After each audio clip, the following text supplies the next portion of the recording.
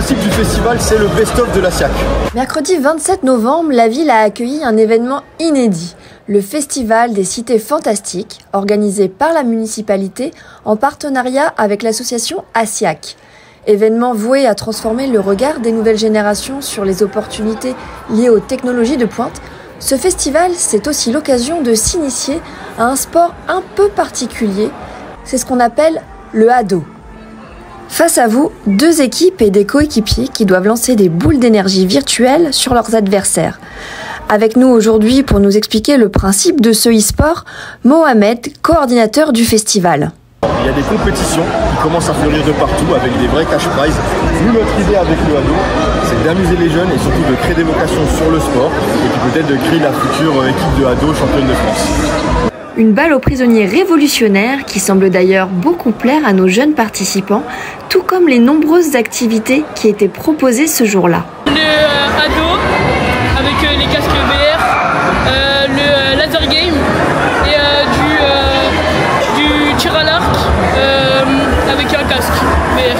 C'est des moments insolites qu'on ne pourra jamais refaire après. On s'amuse beaucoup.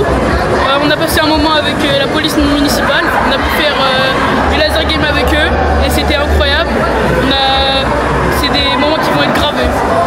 Mais au-delà d'initier les adolescents à un e-sport en pleine expansion mondiale, le Festival des Cités Fantastiques, c'est aussi l'occasion pour la municipalité des Clés-sous-Bois de sensibiliser les jeunes aux métiers innovants.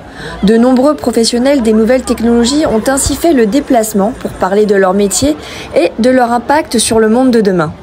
L'informatique, oui, certes, il est là par le jeu, mais il est aussi présent dans nos vies, partout dans nos vies.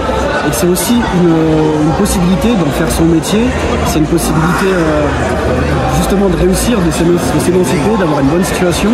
C'est pas forcément aussi difficile qu'on croit. On pense tout de suite qu'il n'y a que les voies où il y a les grandes études.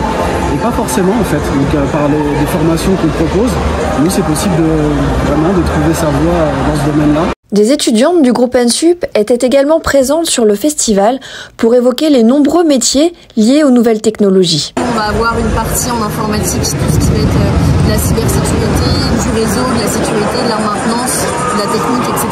Et après on va avoir une partie sur du développement web, application, donc être développeur en fait avec du codage, etc.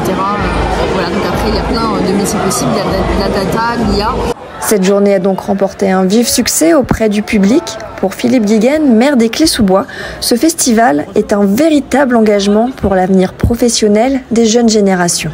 Le métier que prendra un jeune aujourd'hui ne sera pas forcément le métier, c'est même certain, ce ne sera pas le métier qu'il assumera tout au long de sa carrière.